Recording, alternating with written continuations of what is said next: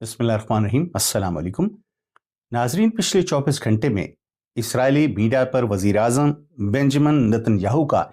एक सनसनीखेज और बाज़ाब्ता वीडियो बयान नशर हुआ, जिसने मिडल ईस्ट की बिसात पर एक जलजला बर्पा कर दिया है। नेतन्याहू ने अपनी फौज को एक नया और ऑफिशियल हुक्म जारी किया है और अब उन्हें यह कहा गया है कि इस वक्त हम गजा के 60% हिस्से पे काबिज हो चुके हैं। ये बेंजामिन नेतन्याहू का कहना है और उन्होंने अपनी फौज से कहा है कि अब अपना कंट्रोल को 70% हिस्से तक बढ़ा दिया जाए। ये बयान वो एक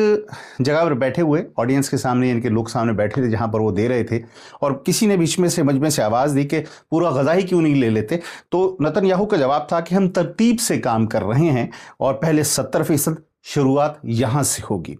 नेतन्याहू के इस बाज़ाब्ता ऑर्डर के बाद हमास की क़यादत का ऑफिशियल और ब्रेकिंग रद्दमल जो है वो सामने आया है और इन्होंने इसे कहा है कि ये एक हौलनाक फ़ौजी तनाज़ा है। इसे डेंजरस एस्केलेशन उन्होंने कहा है कि आप एस्केलेट कर दिया है, आगे बढ़ा दिया आपने। एक हौलनाक किस्म का एक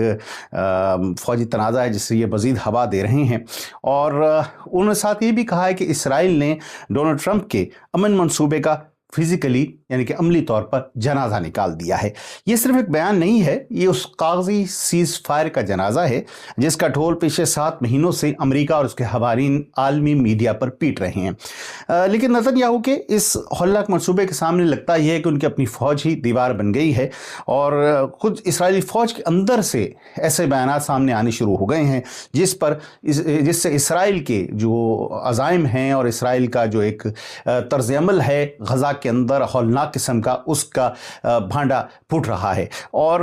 इस बयान को सुनकर जिसका मैं जिक्र करने जा रहा हूँ, वाशिंगटन से लेकर तिल अबीब तक सफ़े मातम बिछ गया है। रॉयटर्स को इंटरव्यू देते हुए ड्यूटी पर मौजूद एक इसराइली फ़ौजी जो कि रिजर्व फ़ौजी था,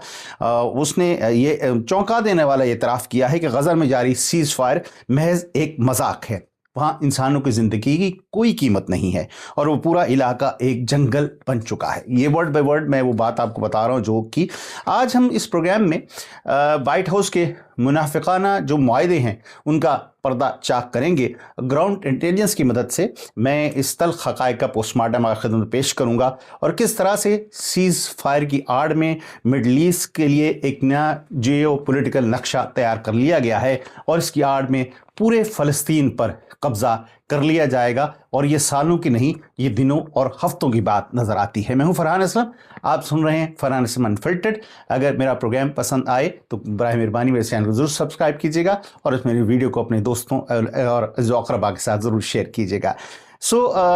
अब ज़रा ज़मीनी हक़ाइक़ के बारे में जानने की कोशिश करते हैं। अक्टूबर 2025 में आपको अगर इल्म है और याद भी होगा कि अमेरिका की सालसी में जो सीज़ फायर मुआहदा हुआ था, उसके तहत इसराइली फ़ौज को पीछे हटकर एक बफर जोन बनाने की आर्जी तौर पर इजाज़त दी गई थी और जिस पर एक येलो लाइन यानी कि आपसे कहते हैं गजा के बीच में बनाई गई थी नक्शे के ऊपर के 53% इलाका है जो आर्जी तौर पर इसराइल के कंट्रोल में दे दिया जाएगा और फिर वो इससे अपना मुकम्मल जो इनखला है वो कर लेगा, इसराइल का कंप्लीट विड्रॉल।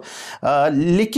इसराइल ने अमलन इनखला करने के बजाय इस सारे इलाके पर मुस्तकिल कब्जा कर लिया है। इसराइली फ़ौजियों के जो इंटरव्यू जारी हुए हैं एसोसिएटेड प्रेस को, और वो गजा में ड्यूटी करके वापस लौटे थे, और उन फ़ौजियों ने बताया कि हाई कमांड की जानिब से जो तहरीरी ऑर्डर मिले हैं कि उनके मुताबिक कोई भी फ़लस्तीनी, चाहे वो बच्चा हो, बड़ा हो, मुसल्ला है, गैर मुसल्ला है, शहरी है, कोई भी उस येलो लाइन जो उन्होंने बनाई है अब 60% इलाके पर तकरीबन, उसके करीब से भी गुजरे तो उसको गोली से मार दिया जाए। Eliminate him no matter what, ये एग्जैक्ट अल्फाज जो हैं वो इस्तेमाल किए गए। और यही वजह है कि फ़ौजियों का ये इतराफ़ है कि जब भी उन्हें शक ही हुआ किसी पर या वहम हो गया कोई शख्स दूर से आ रहा है कि जी हो सकता है ये कोई हमें नुकसान ना पहुंचाए या वैसे ही, तो उसी वक्त उन्होंने पीछे धारे के बात करके सारे ड्रोन्स अटैक्स और मिसाइल अटैक्स भी किए और इससे गाड़ियों को मिसाइल के निशाना बना रहे। ऐसे ही वाक़ई में एक पूरा ख़ानदान जो है वो गाड़ी पर जब फायरिंग हुई और मिसाइल फायर किए गए तो वो सब के सब उसमें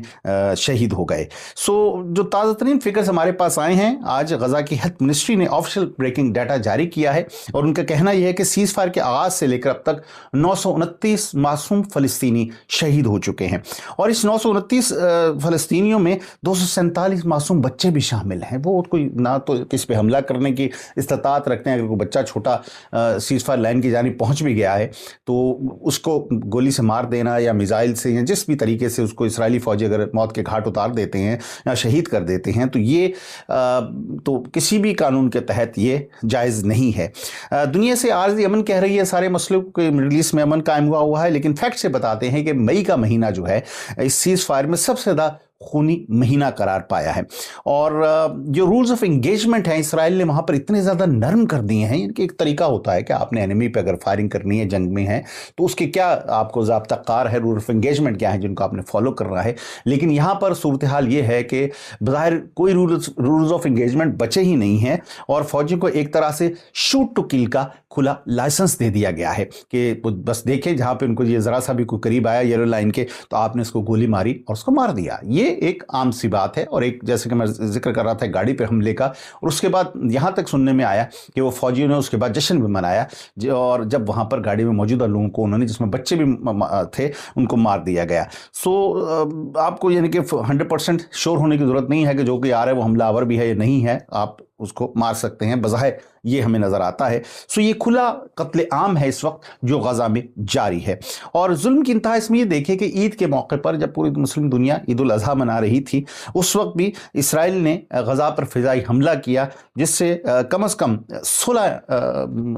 افراد وہاں پر لقمہ اجل بن گئے، شہید ہو گئے، اور یہ جو معاملات ہیں یہ روزانہ کی بنیاد پر وہاں پر جاری ہیں۔ نہ صرف غزہ پر بلکہ اگر ہم دیکھیں تو دیگر علاقوں میں بھی، یعنی کہ لبنان میں بھی اسرائیل کی جانب سے یہ تمام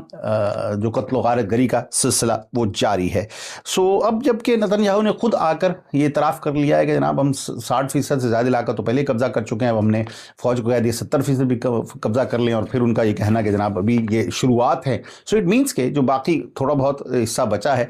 غزہ کا، اس پر بھی قبضہ کر لیا جائے گا۔ سو اسرائیل نے سیز فائر کی شرائط کی جو ہم دھجیاں اڑا دی ہیں، اور اپنے کنٹرول میں مزید جیسا کہ میں کہہ چکا 11% انہوں نے اضافہ کر لیا ہے۔ سو اس کا سیدھا مطلب یہ نکلتا ہے غزہ کے 20 لاکھ افراد جو پہلے ایک بہت چھوٹی سی جگہ پر رہ رہے تھے، وہ اب مزید ایک بہت انتہائی تنگ جگہ کے اوپر، آپ سمجھیے کہ پہلے ہی بہت زیادہ پاپولیٹڈ ایریا ہے وہ، اگر وہاں پر آپ 20 لاکھ افراد کو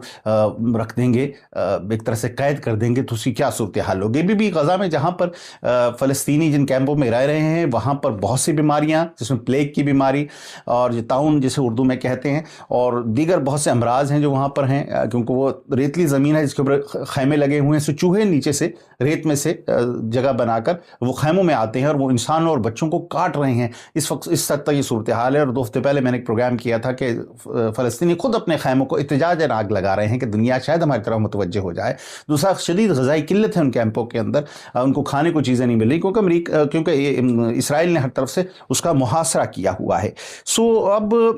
لبنان کے حوالے سے جیسے میں عرض کر رہا تھا کہ لبنان کے وزیر اعظم نواف سلام نے پچھلے 24 گھنٹوں میں ہونے والی نئی بمباری میں مزید 15 ہلاکتوں کی تصدیق کی ہے، اور اس کے بعد انہوں نے ایک ہنگامی خطاب کرتے ہوئے دنیا کو خبردار کیا ہے کہ اسرائیلی جان بوجھ کر اسرائیل جو ہے لبنان کے سویلین اور فوجی انفراسٹرکچر کو نقصان پہنچا رہا ہے، اور مختلف دیہاتوں کے دیہات جو ہیں وہ ملیا میٹ کر دیے گئے ہیں اسرائیل کی جانب سے، اور وہاں پر 10 لاکھ سے زائد لوگ اس وقت بے گھر ہو چکے ہیں، اور یہ ایک مجموعی طور پر کہ جسے ہم کہتے ہیں کلیکٹیو پنشمنٹ، ایک ورڈ استعمال ہوتا ہے کہ سب کو، ایک شخص نے غلطی کیا تو سب کو سزا دی جائے۔ یہ انگریز کے زمانے قانون جو پاکستان قبائلی علاقے میں بھی رائج تھا کہ پورے کا پورا گاؤں سزاوار ہوتا جائے، قبیلہ اگر ایک شخص نے کچھ کیا ہے۔ سو اسی قسم کی پنشمنٹ جو ہے جنوبی لبنان میں بھی اسرائیل کی جانب سے چل رہی ہے، جس کے نتیجے میں بلا شراکت غیر عمارتوں کو نشانہ بنایا جا رہا ہے، دیہاتوں کو نشانہ بنایا جا رہا ہے، ان کا کوئی قصور نہیں ہے، لیکن 10 لاکھ لوگ اس سارے عمل میں اب تک بے گھر ہو چکے ہیں، اور لگتا یہ ہے کہ اسرائیل اس سارے علاقے پر قبضہ کرنا چاہتا ہے، اور ان دیہاتوں کو ظاہر کے صفحہ ہستی سے مٹا دیا ہے، بہت سے دیہاتوں کو۔ یونائٹڈ نیشن نے اسرائیل کو جنسی تشدد اور جنگی جرائم کے مرتکب ممالک کی بلیک لسٹ میں شامل کر لیا ہے، لیکن اسرائیل کو اس کی کوئی پرواہ نہیں ہے، کیونکہ بظاہر ہمیں یہ لگتا ہے کہ امریکہ جو درپردہ اسرائیل کی سرپرستی کبھی درپردہ کبھی کھلم کھلا کرتا ہے، لہٰذا وہ اس کی بیک پر موجود ہے، جس کی وجہ سے اسرائیل اس کو کی صحت پر اس سے کوئی فرق نہیں پڑتا کہ اگر یونائٹڈ نیشن نے اسے جنگی جرائم کے مرتکب ممالک کی بلیک لسٹ میں شامل کر لیا ہے۔ اب جناب اس کے ساتھ اگر آپ ان سب کو ملا کر دیکھیں تو ایک پہلے جو ایک بات کہی جا رہی تھی، 2 قومیں وہاں پر فلسطین کے اندر، یعنی کہ اسرائیل اگر ملک بنتا ہے تو فلسطینیوں کو بھی ایک الگ ملک دیا جائے، بظاہر وہ معاملہ اب ختم ہوتا نظر آ رہا ہے، اور مسلم ممالک اس سے مجرمانہ خاموشی اختیار کیے ہوئے ہیں۔ پاکستان کی جانب سے جو صورتحال تھی جب یہ کہا گیا کہ ابراہیم اکارڈ 2 پہ سائن کیے جائیں تو پاکستان نے اس پر واضح اپنا موقف دیا، اور میں سمجھتا ہوں کہ بالکل درست موقف تھا۔ اس سے ثابت ہو گیا کہ پاکستان کا جو سٹانس اس لیے درست ہے کہ اگر دباؤ میں آ کر یہ ابراہیم اکارڈ 2 پر سائن کر دیتا، یعنی کہ اسرائیل کو تسلیم کر لیتے، اسرائیل سفارتی تعلقات قائم ہو جاتے، تو ایک تو ہم نے فلسطین کے مسئلے کو ہمیشہ دفن کر دیا، کیونکہ ظاہر غزہ پر تقریباً کنٹرول آلریڈی ان کا ہو چکا ہے، اور جو باقی تھوڑے بہت حصے کہیں پاکٹس بچی ہیں وہ بھی ختم ہو گئیں۔ سو ایک فلسطین سرے سے صفحہ ہستی سے مٹ جائے گا، اور پاکستان اگر اس موقع کے اوپر اگر اسرائیل کو تسلیم کر لیتا ہے تو جو ہمارا ہمیشہ سے ایک اصولی موقف رہا ہے کہ وہاں پر فلسطینیوں کو بھی رہنے کا اتنا حق حاصل ہے جتنا کہ جو یہودی وہاں پر آ کر آباد ہوئے ہیں۔ لیکن ہم نے اس لیے شاید یہ دو ٹوک جو ہے پاکستان کی عسکری قیادت نے، اور اسحاق ڈار جب وہاں تشریف لے گئے تو انہوں نے یہ بات کی امریکہ سے، اور کیونکہ ایک یہ میں سمجھتا ہوں کہ بہت بڑی سازش ہو رہی ہے جیو پولیٹیکل اس مڈل ایسٹ کے اندر، اور مسلمانوں ممالک کا بازو مروڑ کر امریکی انتظامیہ یہ کوشش کر رہی ہے کہ اسرائیل کو تسلیم کر لیں، باوجود اس کے کہ اسرائیل نے جیسے کہ میں عرض کر چکا ہوں 2023 سے لے کر جب تک یہ ایک بار پھر یہ معاملہ بھڑکا ہے 72,000 سے زائد فلسطینیوں کو شہید کر دیا ہے، اور 1,72,000 قریب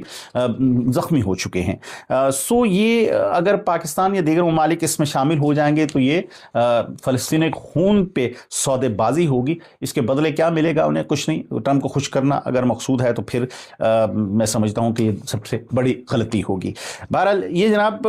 اس وقت کی تازہ صورتحال ہے، اور میں نے کہا جو دیگر چینلز آپ کو نہیں بتاتے وہ میں آپ کی خدمت میں پیش کرنے کی کوشش کرتا ہوں۔ سو یہ میرا آج کا ویلاگ تھا، اگر پسند آیا ہو تو برائے مہربانی اسے ضرور سبسکرائب کیجیے میرے اس چینل کو۔ میں ہوں فرحان اسلم، 29 برس سے صحافت شعبے سے وابستہ ہوں، برطانیہ میں رہتا ہوں۔ میرے بارے میں اگر جاننا چاہیں تو میری ویب سائٹ farhanaslam.com پہ تشریف لے جائیے۔ اس کے ساتھ ہی مجھے اجازت دیجیے، بہت جلد ایک نئے ویلاگ کے ساتھ آپ کی خدمت میں حاضر ہوں گا۔ اپنا بہت خیال رکھیے گا۔ فی امان اللہ۔